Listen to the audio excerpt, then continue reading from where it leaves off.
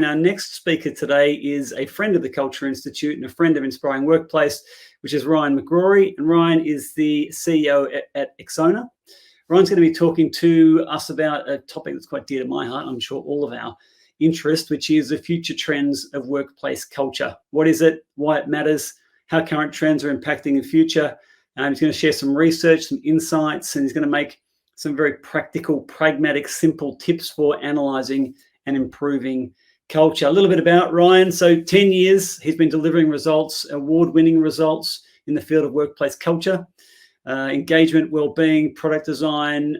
He's a friend of the Culture Institute, as I mentioned before. I know Ryan personally. I've worked with him on a variety of topics. He is first class, and he founded Xona to help organisations improve how they attract, retain, and engage their people. His approach is that his approach to work is what's available, being resourceful and enabling teams to improve continuously. He takes a heart and head approach to what he does. He's entirely invested in this. I know this is more of a job for Ryan. I'd like to welcome Ryan to the stream. Thank you very much. Thanks for having us. Nice to see you again. Likewise. I think the last time we spoke was on your birthday. And then we're speaking again, and it was my birthday yesterday, so maybe we'll catch up again next year. Thank you. Absolutely. Thank you. Are we the same age? Must be. Must look it. Yeah. I'd like to think so. Before you answer that, let's just go to your talk. All right, let's do it. Well, what a great introduction. Thank you, Carl. And thanks for Inspiring Workplaces for putting this amazing and ambitious initiative together. Now, culture is something that has the attention of many, if not all, workplaces right now, and it's changing at a faster pace than ever before. It used to be the word we used to describe office vibe. It's now the word we use to describe the character and personality of our organisations. A great culture used to be a nice to have. Now you might say it's a must have. And why is that? Well, culture is a key reason why people choose to work with us. We know it's a reason why they choose to stay with us. And it's also the reason why some people leave our organisations. Now, the world's top companies, yes, all of them, say that it's one of the main drivers of business success. Simply put, when it comes to culture, if we're getting it right, we're winning. And if we don't, we're losing.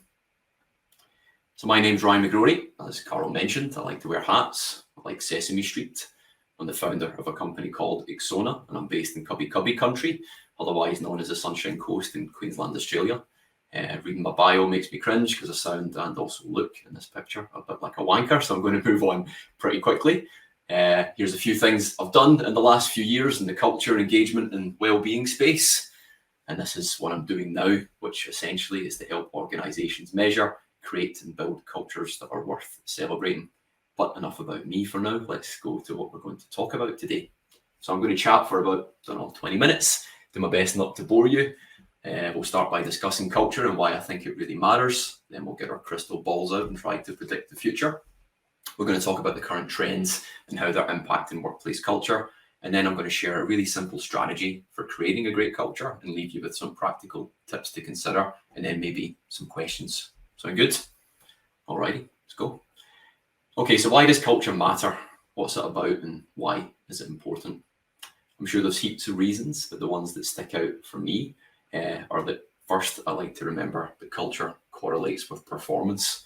I know this seems really obvious, particularly the audience here today. We all know that culture impacts how people feel, and how people feel impacts how they perform. So this is evident when you look at the best companies to work for. And I like this graph here because it makes it super clear. This is a comparative analysis of around 3,000 top companies and their stock market returns over a 20-year period. The light blue portion you can see is an index of 3,000 top companies who've averaged a 416% growth over this period. The dark blue portion just above that is the Fortune's 100 best companies to work for, and they've averaged a 1,034% growth in returns over the same period.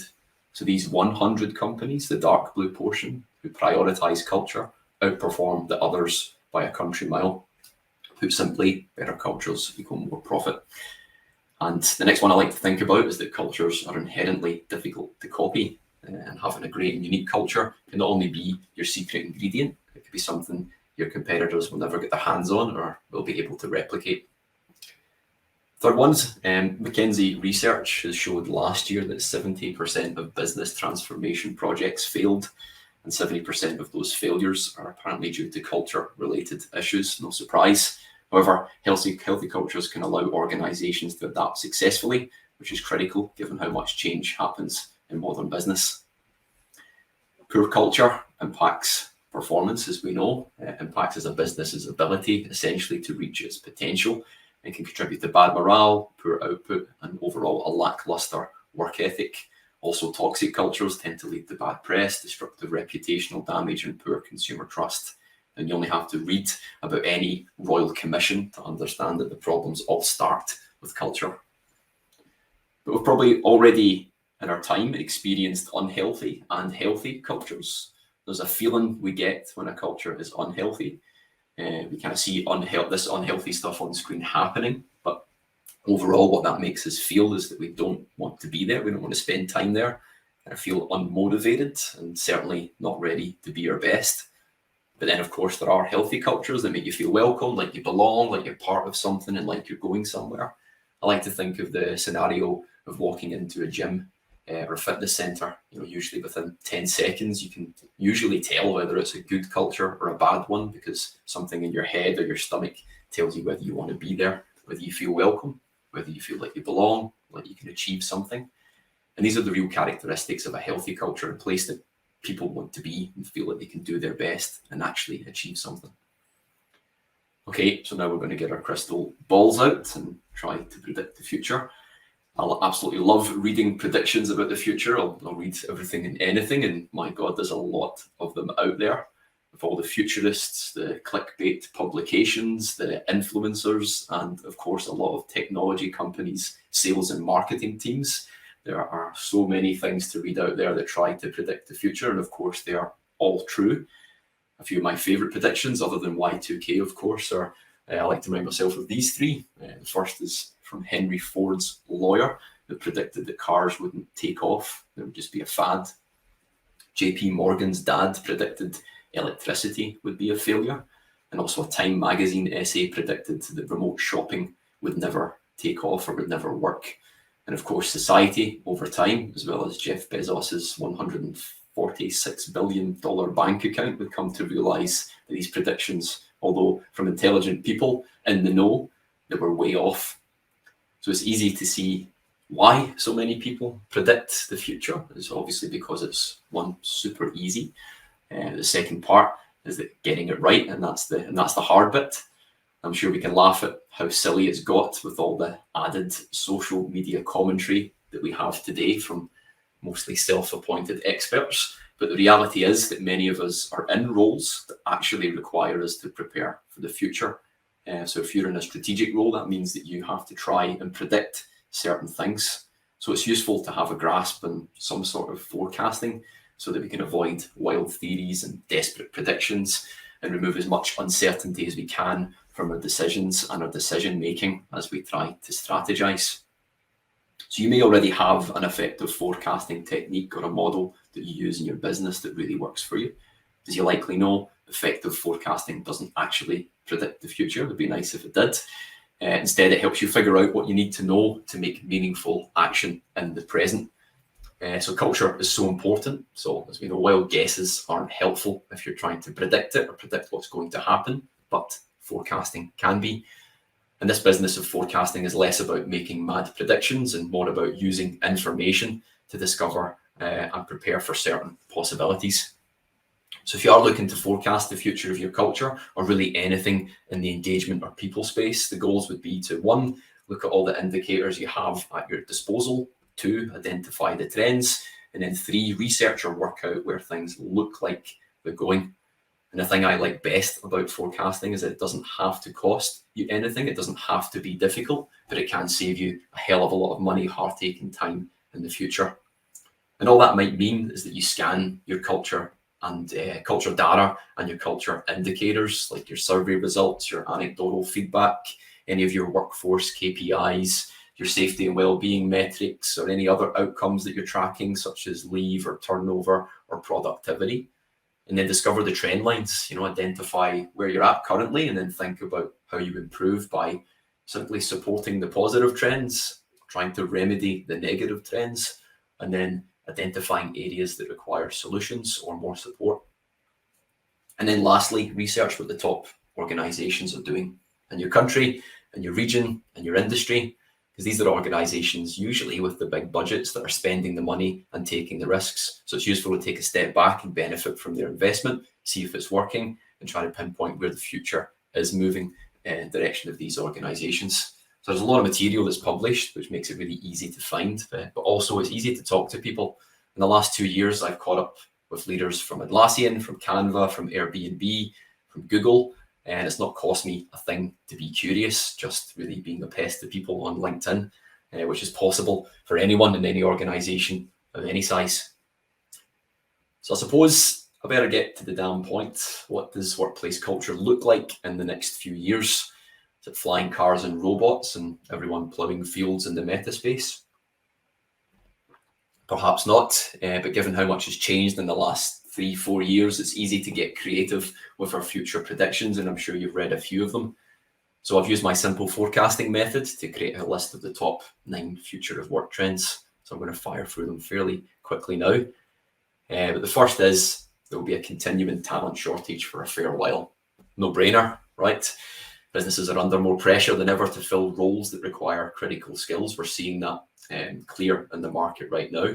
Not only is there a need, an urgent need to find scarce capabilities in a lot of different areas, but we're also under economic pressure, which means that we're looking for ways to optimize costs in our business, which is causing a lot of tension and complexity in the labour market. And it probably means that strategic workforce planning is going to play a huge role in the future as companies look to control their spend by forecasting what their work will look like in the future, not just in the near future or in the present. Hybrid work is here to stay. I think we all know that, another no-brainer. Many of us enjoyed this in the last few years. However, the expectations to provide quality hybrid solutions are still increasing.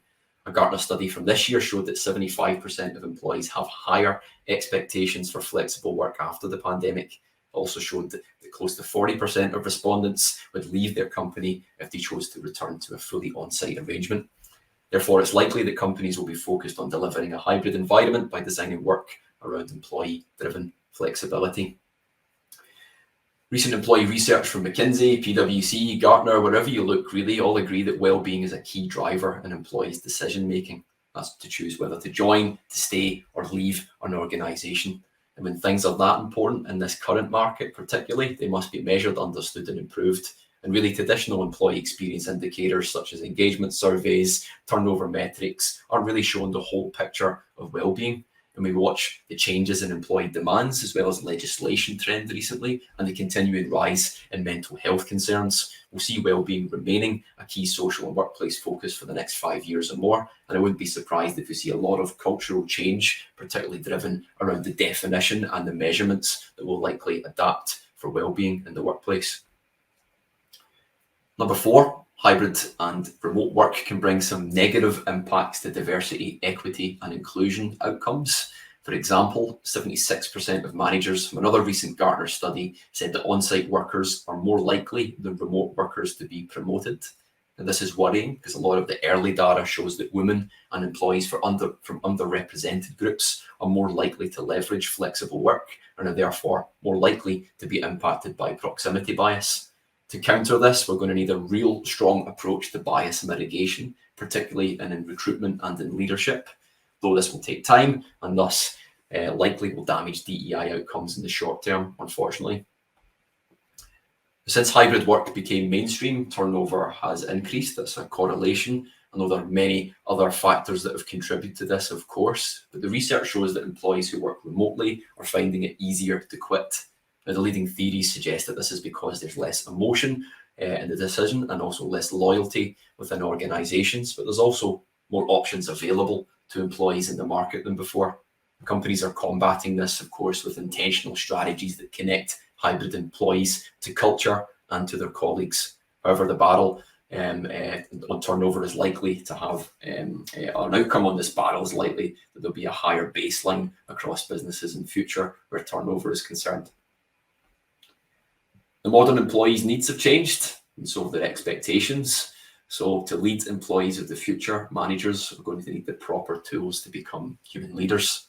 And this means they'll likely manage and coach employees' career perceptions, they'll coach well-being, and also help to connect employees to organizational culture, things that they haven't had to really prioritize before, and is likely going to be a big step change for a lot of companies as managers' roles will change.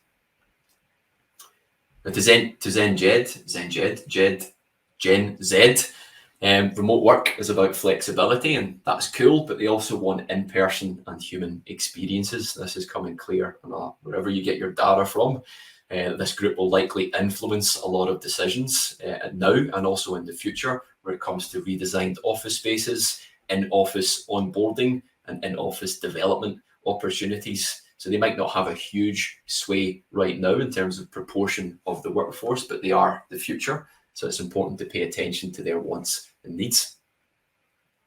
And this one's made a lot of noise and headlines over the last few years. It's super clickbaity, though it's looking more likely than ever before. Why? Well, labor market competition and high inflation are putting pressure on salaries, but many organizations can't really afford to increase pay as quickly as employees want or expect. And this is challenging a lot of organizations to rethink their EVP, which is one with reduced hours and a 4-day work week just rolls off the tongue. Could Australia be the South Pacific trendsetter and become the 4-day work week capital of our region? Perhaps so. It might help us address a lot of the critical talent concerns that we're experiencing right now for sure. And number 9, lucky last, Gartner analysis shows that more employers are using technologies to monitor their employees. Even before the pandemic, this was a bit of a trend in employee monitoring tools, but this trend was likely to accelerate thanks to the increase of remote workers and the desire or the need from organizations to collect employee health and safety data. Now, there's a lot of chat about the correct and the moral way to do this. To plan your approach, I'd suggest you make sure you follow the best practices and ensure the responsible use of employee info and analytics before you start. Okay, so there is 9 predictions for the future of workplace culture.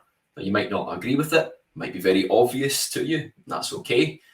With this information, though, you've got the opportunity to 1, consider their likelihood in your industry, to 2, consider the potential impact to your business, and then 3, most importantly, take action, either to mitigate or eliminate the real or the possible risk of these eventuating, or take advantage of this if there's perhaps a cultural strength in your organization that you might want to leverage. So I thought we'd finish by sharing how I've helped organizations create a great culture before. Good news is that it's pretty simple and I think pretty practical, which is a good thing. Somehow in the last few years, we've become really, really, really good at making things complex, often far more complex than what they need to be, particularly when we're trying to explain what culture is, which, in my opinion, I think your culture is really about your beliefs and behaviors. That simple. And the strength of the culture is likely determined by how well aligned these are. So you've got your beliefs, which is what you're telling everybody you want the team to be. And then they must mirror your behaviors, which is the way that your team shows up. So simply put, you either walk the walk or you bullshit people. And if you want to walk the walk, I've got a 3-step transformation program for you. Here's what you need to do. You need to actually give a shit. You can't fake caring. I've had a lot of people tell me that. You can't fake it. You genuinely have to have the desire to create a great culture. And then you have to try. So you have to develop a plan and put the work in. You don't just give a culture presentation and then go back to your office for a few years and sit back and relax. You have to genuinely give it a good crack. And then lastly, acknowledge that fuck-ups will happen. Your culture will be challenged, but remember that this is a commitment. You're building a 747, not a paper plane. So if there's a bit of damage, then fix it, fortify it, and keep going. And other than that, if you're looking at making a start at creating a great culture, good news. I think the steps are also super simple. Perhaps the practice or the discipline isn't, much like going to the gym. In essence, you analyze what it is, where your culture is at, you define where you want it to be, and then you shape it. So that's it. thanks for listening. If you want to reflect on anything from today, you can scan the QR code, connect with me on LinkedIn, start following the Exona LinkedIn page. We post lots of interesting and helpful information. We've got a podcast full of interesting and insightful guests. We've actually had Carl on there, perhaps the most insightful guest we've had on to date. And if there's anything specific you'd like to catch up on, then please touch base. And I hope you enjoy the remaining 22, 23 hours of this event. Thanks very much for your time. Brian, while I've got you, I thought maybe I'll ask you a couple of questions. I know we talk relatively regularly anyway, but one of the things that we're finding at the Culture Institute is difficult to get true ownership of culture. You know, I really enjoyed your presentation, and I obviously agree with all of it. But the between HR directors and chief people and culture officers being very busy with talent right now, and CEOs not really recognizing the cultures in their remit or as part of their role, or thinking that their role is just to oversee it and give it to chief people and culture officers, I'm finding it really hard to find an owner for culture. But what's your view on that? It's a good question, because I think you've said this before, it's been kicked down the road, to people in culture. So much so that it seems like the industry trend is to call the HR or the culture department, people in culture department, that shift has happened. I think the responsibility does sit with the CEO. It sits amongst the executives. I think in terms of ownership responsibility, it has to. I think it is everyone's responsibility. I think we're kidding ourselves if we think that a frontline employee has the entire responsibility to promote cultural change or massive shifts. So I think it has to come from the top. It's everyone's responsibility, but ownership, I think, has to sit at the very top. That's my take on it, anyhow. Is that what you're seeing now? Like in your interactions with companies, are they prioritizing it appropriately? I think yes and no. I think there is the inclination to prioritize it. I think everybody says that it matters. I think everyone believes that it matters, but I think ownership is ambiguous, and because of that it's a tension point. I think it's very difficult to make it a priority when it is ambiguous. So I think clarity is your friend, and the people I've worked with who have the best time in terms of making great ground on culture or cultural change are those that are super clear. I mean, of course, you have to have the passion as well, but if you've got clarity and passion, I think you can achieve a lot. Brilliant. Thanks so much, Ryan. That was fascinating and really interesting. We've got Dr. Juliet Burke is going to be joining us at 1:40 as our next speaker. Before then, it's time to go and get a cup of tea and a biscuit, and we'll be back on stream at 1:40.